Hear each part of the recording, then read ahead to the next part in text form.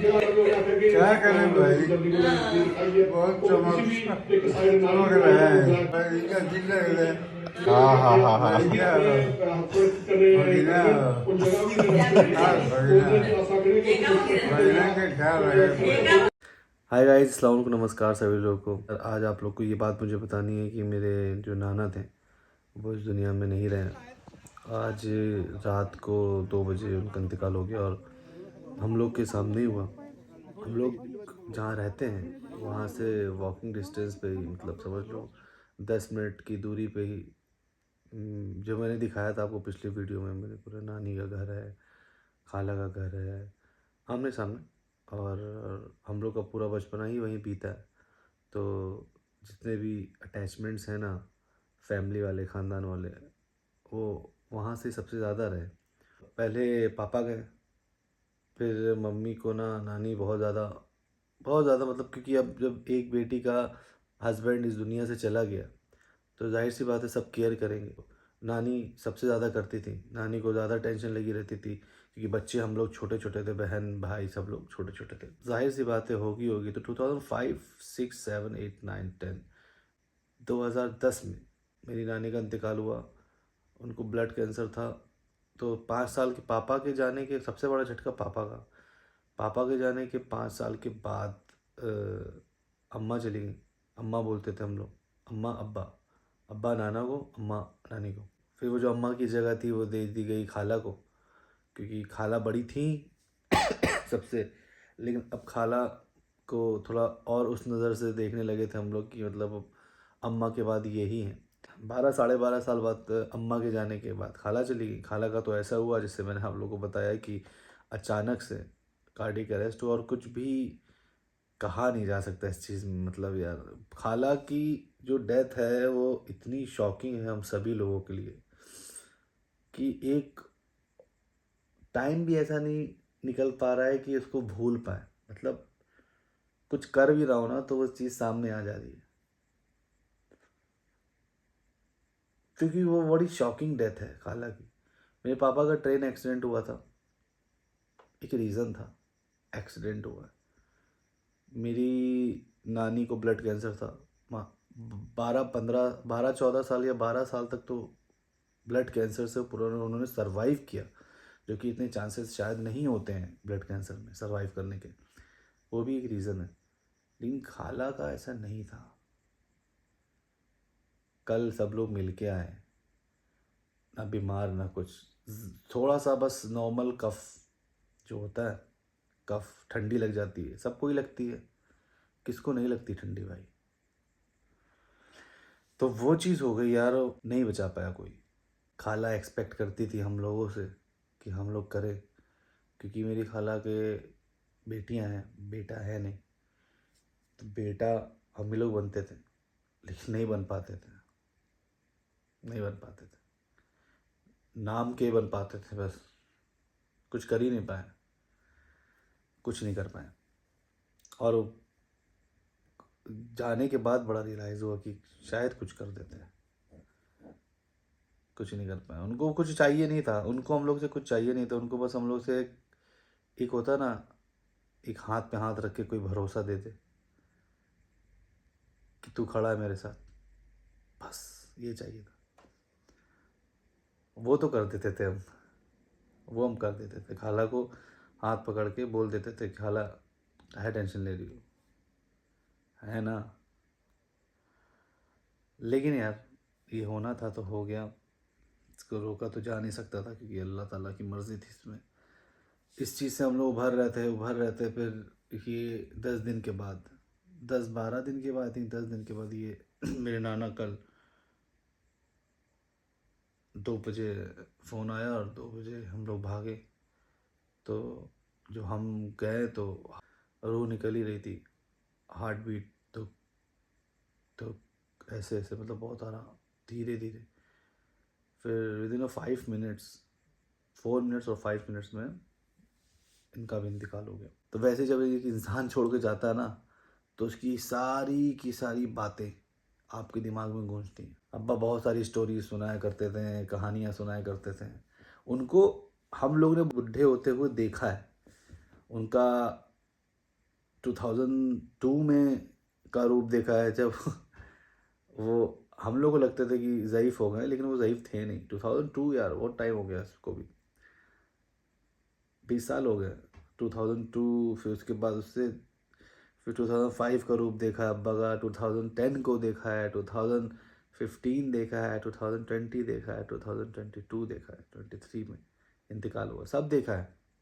तो पूरी एक बुढ़ापे की जर्नी हम लोगों ने भी साथ में बड़े होते होते थोड़ी सी देख पाए। एटलीस्ट बुढ़ापे की, जवानी की तो मेरे मामू ने, मम्मी ने, सबने देखी होगी।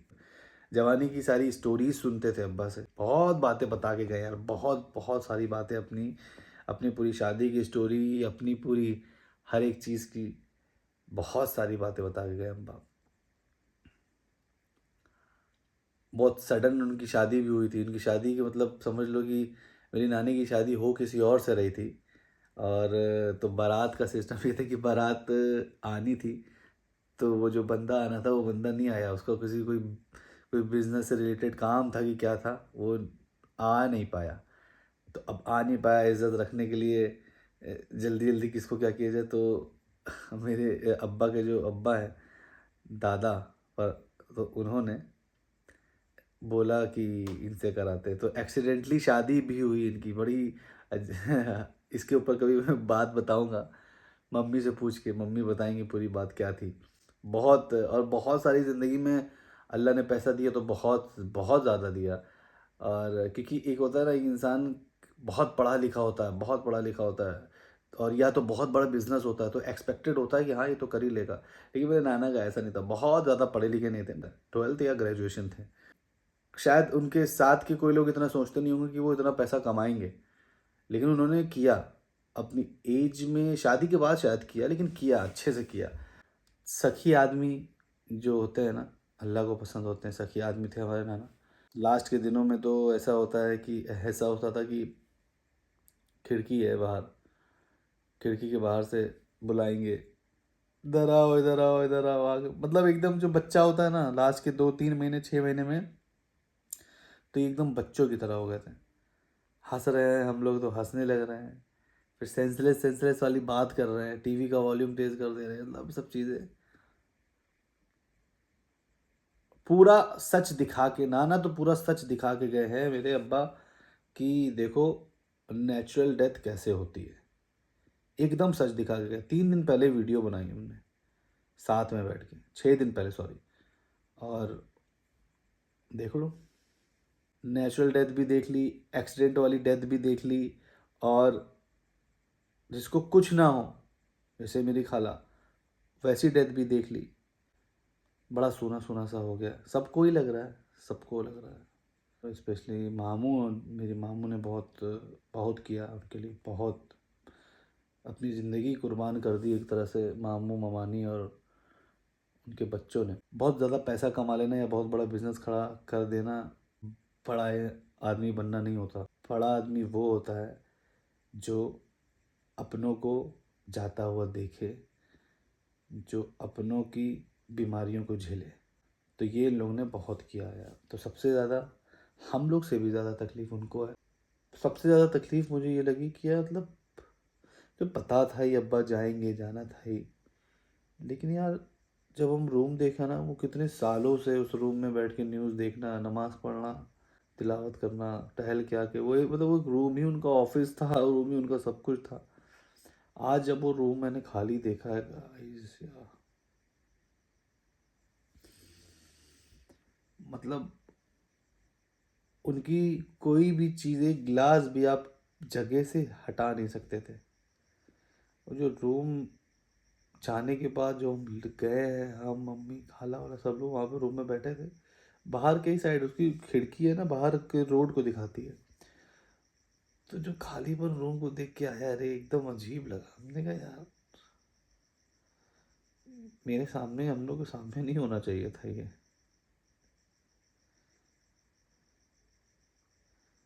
बात ये है कि अब्बा गए ठीक है यार, लेकिन क्या बचेगा अब। सामने अब्बा, सामने खाला।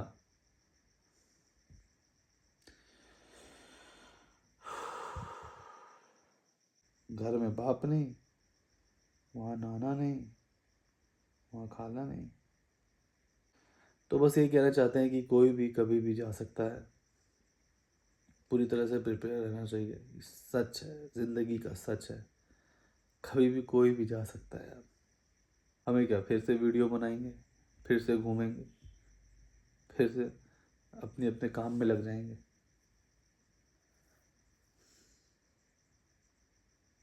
लेकिन जब तक ज़िंदगी रहेगी तब तक पढ़ेंगे।